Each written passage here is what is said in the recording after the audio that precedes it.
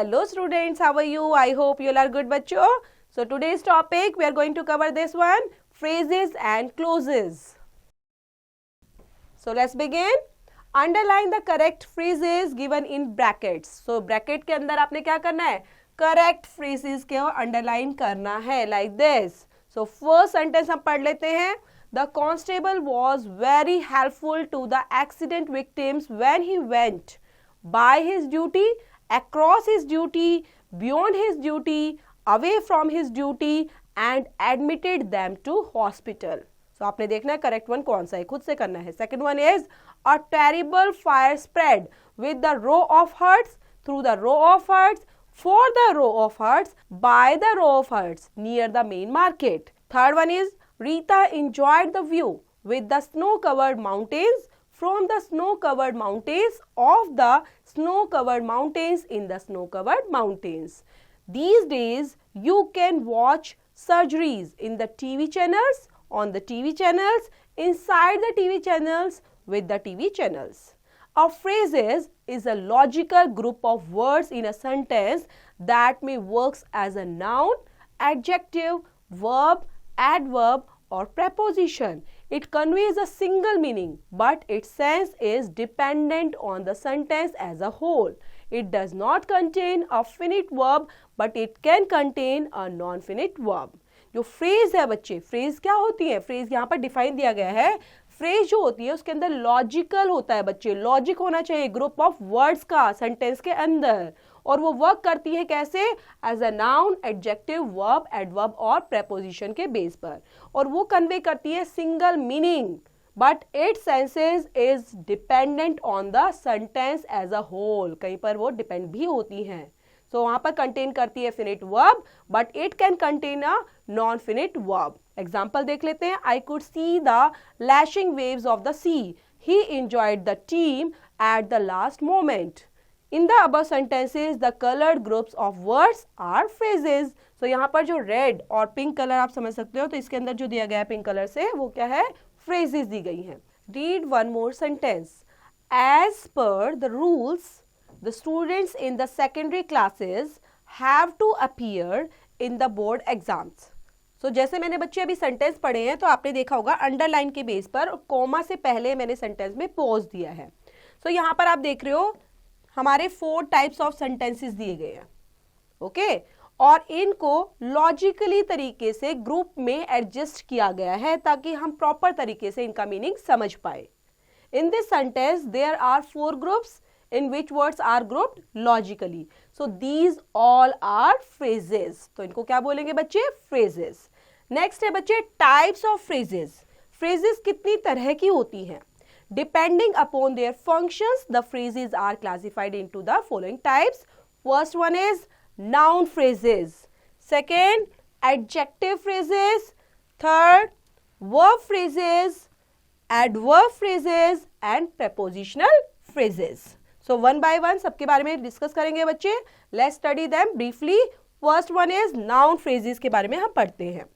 A group of words in a sentence that functions like a noun is called a noun phrases. Noun की तरह वो क्या करती है? functions करती है sentence के अंदर, इसलिए हम इनको noun phrases के नाम से जानते हैं.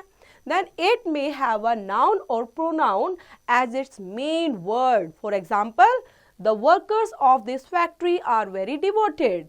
I called him and asked him his brother's name. The fish in the rivers are colorful. I found my lost purse on the road. तो आपने देखा यहाँ पर कैसे क्लासीफाई किया गया है और कैसे फंक्शंस यहाँ पर किया गया है एज अ नाउन और प्रोनाउन के बेस पर. Workers of the factory, his brother's name, the fish in the river, my lost purse. तो ये क्या है बच्चे? Noun phrases. Second one is adjective phrases.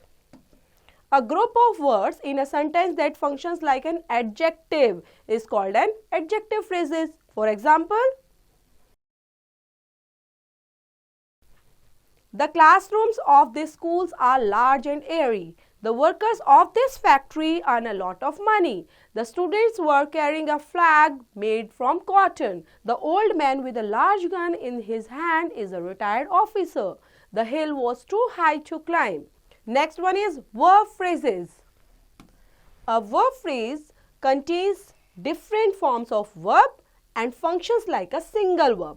For example, some students were talking loudly. He has been studying hard and long. I should have called you earlier. We shall have been reaping rich crops. So यहाँ पर दिया गया है बच्चे verb phrases के base पर different forms of verb, और function कैसे करती है, वो अलग अलग verbs होते हुए भी वो single verbs की तरह function करती हैं. जैसे यहाँ पर blue color से यहाँ पर दिखाया गया है बच्चे, like were talking, has been studying, should have called, I shall have been reaping. Next one is adverb phrases. A group of words in a sentence that functions like an adverb is called an adverb phrase. क्योंकि adverb की तरह ही वो function करेंगी sentence के अंदर, इसलिए इनको बोलते हैं adverb phrases. Example देख लेते हैं बच्चे. She can finish the work quick enough. Can you come here tomorrow morning? The old friend met me in the streets all of a sudden. They walked along the street. He continued working with enterprise. So यहाँ पर क्या दिया गया है बच्चे, adverb दिए गए हैं. Work कैसे हुआ है, quick enough. तो ये क्या होती है, adverbs होती हैं. Sentence के अंदर यूज हो रही है phrases. Tomorrow morning, all of a sudden, along the streets with enterprise. Next one is prepositional phrases. A prepositional phrases contains of a prepositions and its object. Note that it may functions as an adverb or an adjective. For example, they will come in 2 days. Functions कैसे हो रहा है, like an adverb की तरह. In 2 days की बात हो रही है बच्चे. For a walk, let's go for a walk. So यहाँ पर adverb की तरह ही ये function use हुआ है. The old man holding a stick in his hand is the teacher. So यहाँ पर function कैसा है बच्चे, adjective, like an adjective. The classrooms of our school are well furnished. Functions like an adjective की तरह use हुआ है. Pick your brain के अंदर बच्चे exercise है, so you have to complete by yourself. Next one is clause. Clause क्या होती हैं, अभी आपने phrases के बारे में पढ़ा. So next हमारा topic है clause से relate करता हुआ. A clause is a group of words that has a subject and predicate of its own. जहाँ पर subject भी होता है, predicate भी होता है, उन्हीं को हम clause बोलते हैं. तो क्लोज की डिफाइन याद रखेंगे बच्चे. एग्जाम्पल देखते हैं. For examples, I am your friend and shall help you. I am your friend, यहाँ पर कंप्लीट सेंटेंस है, I am your friend, okay, subject के बेस पर, एंड दिया हुआ है एंड से कनेक्ट करके शैल हेल्प यू. ये तो एंड तो कनेक्टर हो गया बच्चे. शैल हेल्प यू ये अदर वर्ड्स है, अदर तरीके से जिसको प्रिडिकेट बोलते हैं, जो आपका रिमेनिंग सेंटेंस होता है वो यहाँ पर शैल हेल्प यू है. This sentence is a combination of two sentences joined by and. I am your friend and second one है I shall help you. The word I is the common subject for both clauses. क्योंकि दोनों में I की बात ही की जा रही है, I बोल रहा है. Only their predicates are different. Thus these are clauses. उनके predicate जो हैं subject को छोड़कर, I को छोड़कर, वो जो बच गए हैं वो predicate हैं, और वो अलग अलग तरीके से जो common चीज बता रहे हैं उन्हीं को हम clause बोलते हैं. A clause may have an independent subject. True. For example, कहीं कहीं पर क्या होता है बच्चे, जो subject होता है वो independent होता है, independent. लेकिन आप देखेंगे यहाँ पर सेंटेंस के अंदर कभी कभी जहां पर आएगा सिंगल की बात वो आगे पढ़ेंगे. यहां पर हम जो पढ़ रहे हैं क्लोज के अंदर वो इंडिपेंडेंट सब्जेक्ट को देख रहे हैं. Like when he called me I was still in bed. So he called me, अब ही कौन है, कोई और पर्सन है. व्हेन ही कॉल्ड मी, आई, और यहाँ पर आई आ गया अलग से, तो दोनों सब्जेक्ट क्या हो गए बच्चे, इंडिपेंडेंट, अलग अलग सब्जेक्ट है. In this example, he and I functions as two independent subjects for their respective clauses. Difference between a phrase and a clause. So यहाँ पर difference क्या है एक phrase और clause के अंदर, क्योंकि आपने phrase को भी जाना और clause को भी जाना. A phrase is a group of words whose meaning is dependent on the sentence as a whole, while a clause has a subject and a predicate having independent meaning. For example, the lady wearing a blue sari in my aunt. So ये क्या है बच्चे, phrase है. The lady who is wearing a blue sari is my aunt. So यहाँ पर आप देख रहे हैं जो phrase और clauses के बेस पर बच्चे दोनों के अंदर क्या है, एक dependent है और एक independent है. जो phrase होती है वो depend होती है, ओके उनके जो सेंटेंस होते हैं बच्चे, होल सेंटेंस, वो डिपेंडेंट होते हैं, जबकि जो क्लोज होती है उसमें जो सब्जेक्ट्स होते हैं, प्रिडिकेट होते हैं, वो क्या फंक्शंस करते हैं, इंडिपेंडेंटली मीनिंग को फ्रेज करते हैं, इंडिपेंडेंटली मीनिंग को फंक्शन करते हैं. Next one is clauses types. Types of clauses. There are 3 types of clauses. First one is principal clause, second coordinate clauses, third one is subordinate clauses. So we will start from first one, principal clauses. A principal clause is the chief clause in a sentence and is not dependent on any other clause for its meaning. ये किसी पर dependent नहीं होती, ठीक है. ये कैसी होती है बच्चे, independent, क्योंकि principal नाम से ही पता चल रहा है principal हो गई, तो principal किसी पर depend नहीं होता. Second one बच्चों, coordinate clauses. A coordinate clause is an independent clause in a sentence and can express its meaning fully. For example, I met a doctor who had a stethoscope round his neck. These are 2 clauses in this sentence. First कौन सा है बच्चे, I met a doctor, अलग हो गया बिल्कुल sentence, और second one is who had a stethoscope around his neck, वो भी अलग हो गया. तो लेकिन यहाँ पर आप देख रहे हो who से हमने कनेक्ट किया हुआ है. Both these clauses have their independent meaning, only they are joined by who, क्योंकि हमने who से उसको join कर दिया है. You can see that both these clauses have independent meaning, subject and predicates. The first clause in the principal clause and the second clause is the coordinate clause. Since both of these have independent meaning, we can also say that both these are coordinate clauses. Some more examples. I went to the teacher and submitted the application. Clean the room which you have made dirty. There was a lion in the forest which had a large mane. The monkey entered the room, opened the fridge, took out a banana and sat on the sofa to eat it. Next, know the ropes में देखते हैं बच्चे. know the ropes के अंदर जो coordinate clauses होती हैं are joined by coordinating conjunctions. For example, किससे जुड़ती हैं वो कहीं ना कहीं conjunction से join होती हैं. कैसे word से, like and, but, nor, or, for, yet, still, as well, not only but also, etc. Third clause कौन सी है बच्चे, subordinate clauses. A subordinate clause is a clause in a sentence which is dependent upon any other clause for its meaning. ये dependent होती है, ये independent नहीं होती like a principal और coordinate clause की तरह. ये सबॉर्डिनेट होती है, इनको सबॉर्डिनेट की जरूरत होती है, ठीक है. कहीं ना कहीं इनको डिपेंडेंट होना पड़ता है अदर क्लोजेस पर. For example, I reached home before the rain started. This sentence has 2 closes.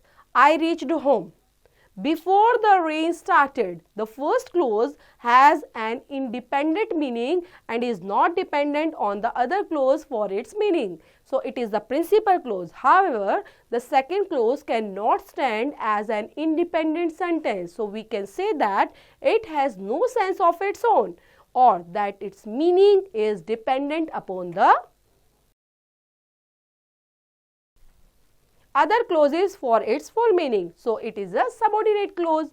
Some more examples. We reached the station after the train had already departed because we were late. We were not admitted into the school. I don't know how he did it. You can call me when you have time. So आप देख पा रहे हो बच्चे, अगर मैंने ये बोला we were not admitted in the school, so कोई भी पूछेगा ना क्यों एडमिट नहीं किया गया आपको स्कूल के अंदर, तो उसका रीजन होगा कुछ. तो रीजन यहाँ पर आप देख रहे हो, बिकॉज वी वर लेट, क्योंकि लेट थे इसलिए एडमिटेड नहीं किया गया. सेम ऐसे आप देख रहे हो, डिपेंडेंट है ना ये. वी रीच द स्टेशन, हम स्टेशन पर पहुंचे. अब इतना बोलने के बाद after the train had already departed, और उसके बाद ट्रेन निकल चुकी थी. तो यहाँ पर आप देख पा रहे हो डिपेंडेंट होते हैं, यहाँ पर जो सेंटेंसेस होती है, फ्रेजेस होती है सबऑर्डिनेट क्लोज के अंदर, वो डिपेंडेंट होती हैं अपने फुल्ली मीनिंग के लिए अदर क्लोजेस पर. नो द रॉब्स के अंदर बच्चे, a subordinate clause is joined to the principal clause by a subordinate conjunctions. For example, as, after, because, before, if, when, where, although, though, list, how, that, till, until, unless, then, since, yet. Subordinate close join होती है principal close के साथ, किसके through, subordinate conjunctions के साथ, और subordinate conjunctions यहाँ पर दिए गए हैं बच्चे. पिक योर ब्रेन के अंदर बच्चे एक्सरसाइज है, underline any one close in each sentence below and right it type. ये खुद से करनी है बच्चे। नेक्स्ट हमारा टॉपिक है functions of the subordinate clauses. You know that there are 3 types of clauses. First principal clauses थी, coordinate clauses and subordinate clauses के बारे में हमने पढ़ा। Now we shall tell you specifically about the functions of the subordinate clause because it forms an important part of the language. It occurs in a sentence together with the principal clause as follows. First one is, यहाँ पर right और wrong के through कई बार चीजें बताई जाती है बच्चे, तो ध्यान से देखते रहेंगे। यहाँ पर कुछ आपके मेथड्स और टर्म्स दिए गए हैं जिनको जानकर रूल्स के साथ आप अप्लाई करेंगे सेंटेंस के अंदर। First one is, it can tell about the time of the action given in the principal clause. Brush your teeth after you have eaten anything. You have grown older since we met last.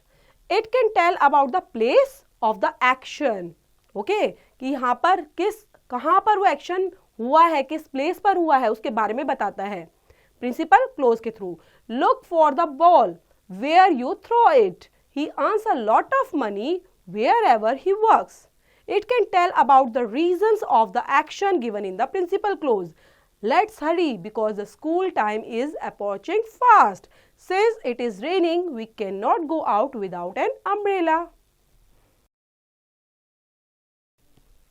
It can tell about the purpose of the action given in the principal clause. यहाँ पर action की बात भी करता है, वो कब हुआ है, पर्पस को स्पेसिफाई करता है बच्चे। You must come early so that you can have the dinner with us. So purpose क्या है? जल्दी आने का पर्पस है कि वो डिनर साथ में कर सकते हैं। If you keep your fruits in the fridge, they will not rot. अगर हम फ्रिज में रखेंगे तो फ्रिज में रखने का क्या रीजन है? फ्रिज में रखेंगे तो सड़ेंगे नहीं, ठीक है, रॉट नहीं होंगे। तो इस तरह से। Next one it can tell about the condition or circumstances due to which something happens. So circumstances और conditions को भी बारे में भी ये बता सकते हैं। First, if you walk at this rate, you will surely miss the flight. The cultural program will be held in the ground unless it rains.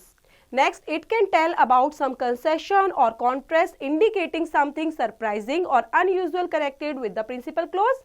Example देख लेते हैं बच्चे। She kept on working though it was late at night.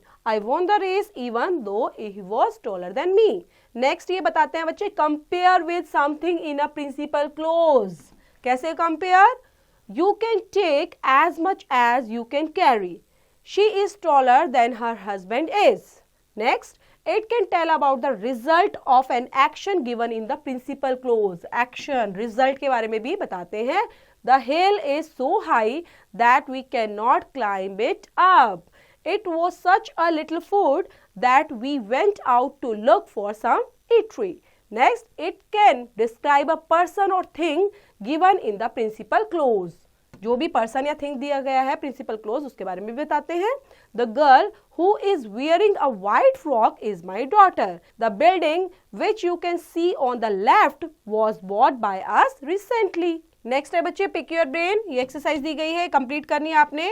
Suitable coordinate clauses to the following using the given connectors. ये connectors दिए गए हैं आपने और आप इनकी हेल्प से इसको कंप्लीट करेंगे। नेक्स्ट हमारा टॉपिक है बच्चे कंडीशनल क्लोजेस।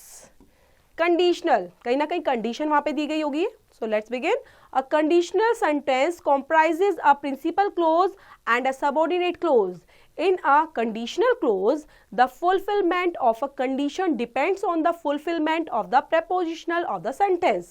So वहाँ पर क्या proposition है सेंटेंस के अंदर वो डिपेंड करती है उनकी कंडीशंस को फुलफिल करने के लिए। It may be 2 types, open और रियल कंडीशन एंड हाइपोथेटिकल और अनरियल कंडीशन होती है। In an open condition the condition may और मे नॉट बी फुलफिल्ड, हो भी सकती है नहीं भी हो सकती है fulfilled, and depending on it the prepositional of the sentence may or may not be fulfilled. For example, if she completes her paper she will surely pass, means here she may or may not complete her papers. If it is sunny we can go on a picnic. It may or may not be sunny, हो भी सकता है sunny और नहीं भी हो सकता, तो डिपेंड करता है हमारे सेंटेंस पर और कंडीशन पर।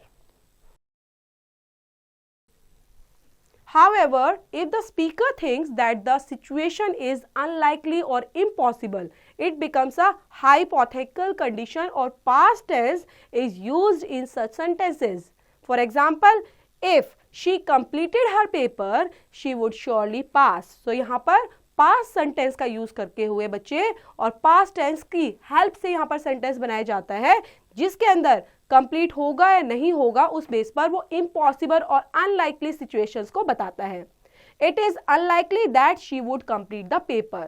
अगर कब होगा? She completed her paper, she would surely pass. मतलब वो अपना पेपर पहले कंप्लीट तो करेगी ना, तभी पास हो पाएगी. तो यहाँ पर कंप्लीट करने वाली कंडीशन दी गई है. If it were sunny we could go on a picnic. अगर सनी होगा तभी हम पिकनिक पर जा पाएंगे. इट इज ऑलमोस्ट अनलाइकली और impossible to be sunny. Means कई बार ये होता है ना कि सनी होगा या नहीं होगा, बारिश का मौसम है, पूरा बादल छाए हुए हैं, तो वहां पर कहाँ से सनी हो जाएगा. तो आपको इम्पॉसिबल सिचुएशंस वहां पर नजर आएगी, तब आप बोल सकते हो. If a hypothetical condition sentence pertains to the last time, और पास्ट टाइम के अंदर इसको बनाया जाता है, it would be framed as follows. If she had completed her paper, she would have surely passed. This is an unlikely or impossible situation pertaining to the past time. If it had been sunny, we could have gone on a picnic. It is unlikely or impossible situation of the past time. Pick your brain के अंदर बच्चे exercise conditional sentences की दी गई है, सो ये complete करेंगे खुद से. नेक्स्ट हमारा है sequence of tenses. We have to use more than one clause in a sentence quite often. Therefore, it is essential that we know how to sequence different clauses. Here are some simple rules के साथ हमें बताया गया है. First sentence है बच्चे हमारा, if the principal clause is in the present और future tense के अंदर है. Principal clause को याद रखेंगे बच्चे, वो हमारी प्रेजेंट और फ्यूचर टेंस के अंदर है, then the subordinate clauses will be made in present और फ्यूचर टेंस के अंदर ही होगी. For example, you wash your hands before you eat. You will wash your hands before you eat. She will claim that she will wash her hands before eating. You can wash your hands before you eat. Second के अंदर बताया गया है बच्चे, if the principal clause as in the past time के अंदर होगी. ठीक है, प्रिंसिपल क्लोज की बात हो रही है बच्चे, राइट. देन यहाँ पर पास्ट टेंस के अंदर होगी, then subordinate clause will be given in the past tense itself. For example, you wash your hands before you ate. You could wash your hands before you ate. दोनों देख रहे हैं ना, दोनों के दोनों यहाँ पर प्रिंसिपल क्लोज भी और सबऑर्डिनेट दोनों पास्ट के अंदर है. देन इनके अंदर ही in this case will, shall, can and may are changed into will, would के अंदर चेंज होता है बच्चे, shall, should के अंदर या would के अंदर चेंज होगा, then can, could और may, might बन जाता है. For example, he said that he would wash his hands before eating. He said that he would wash his hands before eating. Then यहाँ पर देखा आपने एक चेंज हुआ. Then however, this rule does not apply to those facts that represent the present situation. Universal truth, habits और phrases. For example, यहाँ पर change नहीं होता.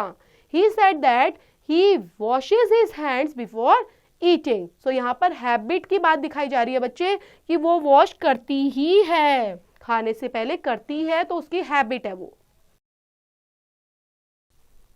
Then यहाँ पर बच्चे he said that his name is Bhushan. ये फैक्ट है, उसने कहा उसका नाम भूषण है, तो भूषण ही होगा तभी तो बोल रहे हैं. आप किसी के आगे भी बताओगे तो यही बात बोलने वाले, उसने बोला उसका नाम भूषण है, तो इसको चेंज थोड़ा ना करोगे, उसका नाम भूषण था थोड़ा ना बोलोगे, प्रेजेंट में ही रहने वाला है वो. ओके, फैक्ट के बेस पर. He said that the sun is a star. So universal truth है, यूनिवर्सल ट्रूथ है क्योंकि सन तो स्टार ही है, वो स्टार ही रहने वाला. आप किसी के पास भी बात को पास करोगे तो यही बोलोगे sun is a star. He said that god helps those who help themselves. God उनकी हेल्प करता है जो क्या करते हैं, खुद की हेल्प करते हैं. तो ये फ्रेज है बच्चे, तो फ्रेज के अंदर भी चेंजेस नहीं आते, सेम एज इट इज वो रहती है. Look at some more example. She says that she is a singer. You said that you would play in the team. We started early so that we could reach in time. He will state that he will sing on the stage. I know a player who played well. If you invited him, he would certainly come. ये कुछ example आपने देखे और इसी base पर बच्चे pick your brain के अंदर आपकी एक्सरसाइज दी गई है. सो कंप्लीट करेंगे इसको खुद से और ये यहाँ पर भी आपकी एक्सरसाइज है, इसको भी कंप्लीट करना है आपने खुद से बच्चों।